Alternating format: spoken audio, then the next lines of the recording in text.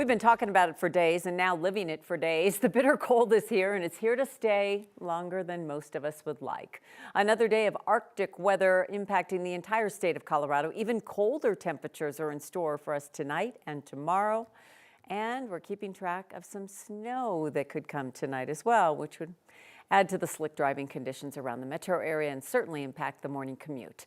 Good evening. Thanks for joining us. I'm Kim Christensen. And I'm Mark Salinger. We're in the middle of a weather impact day today, and we'll head into another one tomorrow as the cold weather continues. Tonight, we have team coverage following the impacts of the Arctic blast. Janelle Finch spoke with organizers of the Martin Luther King Jr. Parade about their changing plans. Angeline McCall caught up with the group handing out warm meals to people out in the cold. But we begin this evening with Chief Meteorologist Kathy Sabin tracking the wind chills and snow. Hey, Kathy. Hey, Mark. Just remember, please, I am just the messenger here.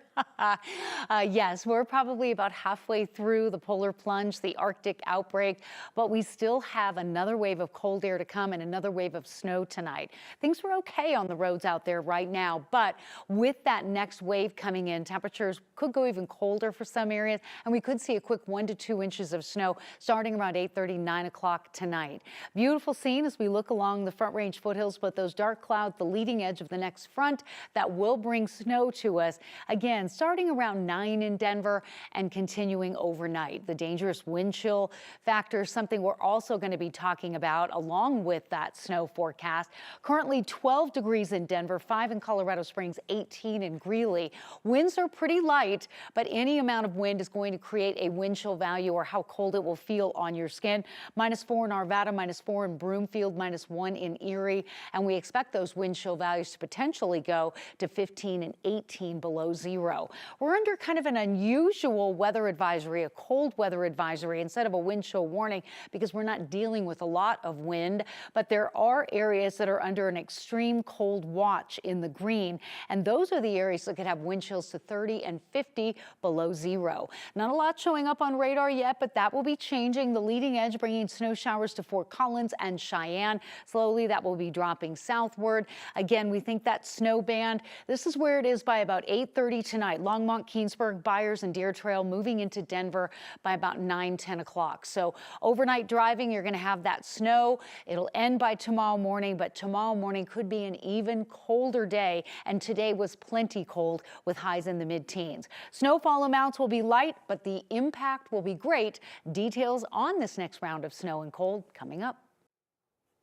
It's hard enough being out in the weather just for a matter of minutes right now. For those people living on the streets, it's dangerous and potentially deadly. Yes, it is. That's why many of them are leaning on volunteers to help get them through it, as our Angeline McCall saw this morning. Hey, Angeline.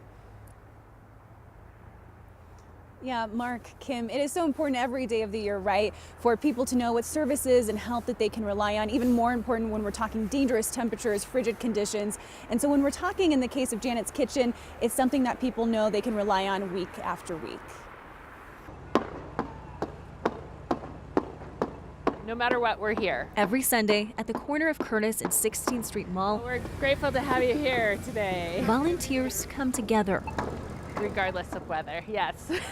Yes. to bring together a community. That's why we're here. We believe that we're making a difference. In weather dangerously cold, those who are unhoused can find a hot meal We've got gloves in here. Yeah. and other necessities. Some goes in there. Janet's Kitchen is a grassroots effort. I think that, it really helps people feel seen. Started in 2012 as a protest of Denver's urban camping ban. The numbers of people who have nowhere to go and are hungry, and many times they tell us they haven't eaten in days when they get here. So we're grateful to be able to provide a hot meal every week.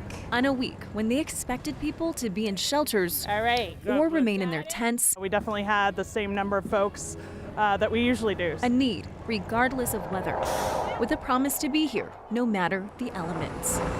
If we make a difference in one person's life, then we've done our job. Typically, Janet's Kitchen does more of a community-style meal, so they'll be using, for instance, reusable plates, reusable silverware, so people can come together and eat every Sunday morning. Now, just given the temperatures, they did single serve so that people could, for instance, take away that food and hopefully eat it in a more, warm place. Kim? Oh, such admirable work, and we appreciate everything they're doing, thinking about people outside. All right. Thank you, Angeline. UC Health doctors say we're expecting to see more patients with cold-related injuries this weekend. It's exposure to the cold over a long period of time that can really pose a problem and can be deadly. A recent study published by the Journal of the American Medical Association showed cold-related deaths have gone up in recent years. Researchers looked at data from the CDC. Between 1999 and 2022, they found the number of deaths related to cold weather more than doubled. The study also found cold-related death rates were highest among minority populations and people 75 and older. Researchers believe these types of deaths have grown because people are just not as used to the extreme winter weather, which impacts the body's response. Especially living in Colorado, we're so accustomed to these amazing, temperatures and being outside in the sun that normally we can tolerate being out in the cold when the sun's out. But with these temperatures, it won't really happen. So a lot of people are unprepared for what they're exposed to. Researchers say they hope this new data leads to more warming centers and indoor heating options for some of the most vulnerable. Despite the extreme cold, Denver will carry on Martin Luther King Jr. Day's tradition. 9 News reporter Janelle Finch talked with organizers of the parade about the adjustments that they're making this year with all the cold. She joins us live in the newsroom now. Hey, Janelle. Hey guys, tomorrow's parade has been delayed and shortened, but not canceled. Organizers say if given the choice, Dr. King likely would have preferred cold weather to everything else he endured in the fight for human rights. A moment of discomfort is comfortable compared to people who spent years uncomfortable. Dr. King and his followers, they marched against death threats, being stabbed, being spat upon, having rocks thrown at them. And they did it for justice, they did it for peace, they did it for humanity. So the weather is not one of our challenges. The Dr. Martin Luther King Jr. Colorado Holiday Commission is hosting the 39th annual parade Monday.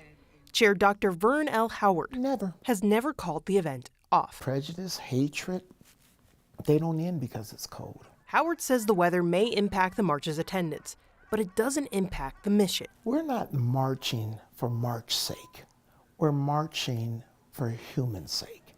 He says hand warmers, hot drinks, and 4 warming centers will be available along the route from City Park to Civic Center. Even with these measures, Howard knows some people will need to advocate for justice in other ways. If you have asthma or any respiratory type ailment, we ask that you don't come out. There's no denying single-digit temps will make the march uncomfortable. But Howard says remember the history makers who endured great discomfort to make weather the biggest concern of marchers today. Until justice rains down like a mighty stream and righteousness is what we all get to experience, we're going to march in 2025, 2026, 2027.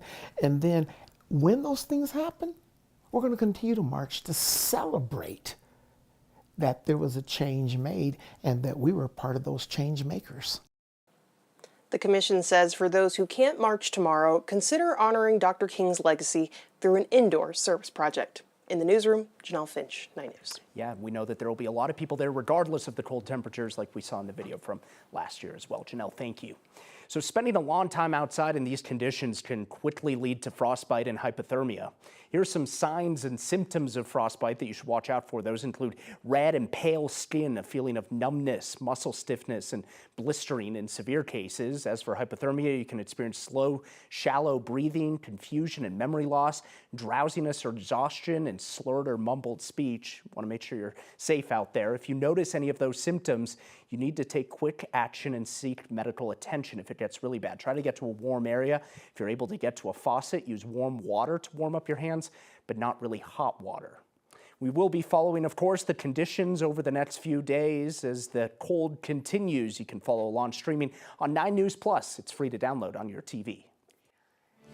There is still life for TikTok. The law banning the popular social media site was supposed to take effect today. The app went dead last night.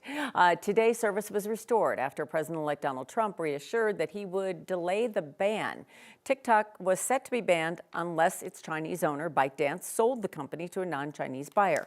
Prior to the ban's implementation, both Biden and the incoming Trump administration appeared to reverse their earlier positions on TikTok. Trump saying he plans on issuing an executive order after his inauguration to temporarily delay the ban. Back here at home, an Aurora family is asking for the public's help on a cold case homicide. Aurora police say Trayvon Williams was shot and killed in an apartment complex on East Caspian Place 5 years ago. Aurora police say they exhausted leads in the case, and it is considered a cold case at this point. Investigators believe there are witnesses who have information about the shooting who have not yet spoken to detectives. They're asking that anyone with that information call police.